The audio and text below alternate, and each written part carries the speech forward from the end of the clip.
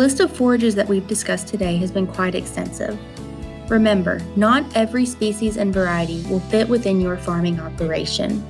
We have to choose those species and varieties that fit within the ultimate goal of our farm. Once you select the perennial grass that will be the foundation of your system, you can begin to integrate annual forages. These forages are generally higher quality than the perennial forages, but they do require additional time and labor inputs. When we select an annual forage, we need to think about when we need that forage and when equipment could be available to harvest the forage.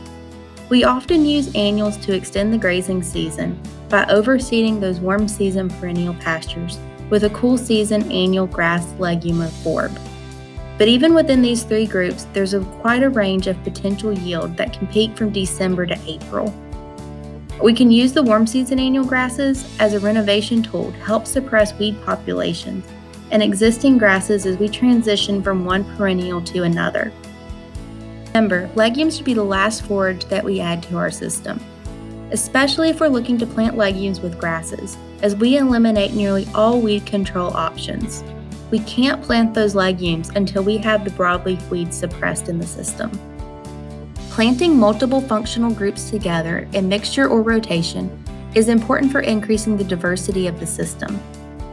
This can lead to increased forage yields, more distribution of yield across the season, and improvement in the stability of the system.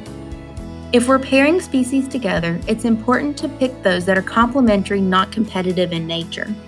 Complementary forages increase seasonal yields and improve that distribution or the quality of the stand in some way.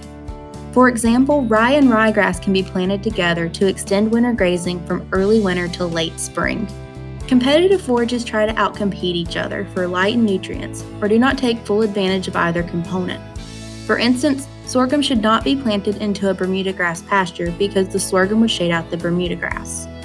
The number of options for forages we could pair together in a grazing system can be overwhelming. Work with your county extension agent to develop a plan that works best for you and your operation.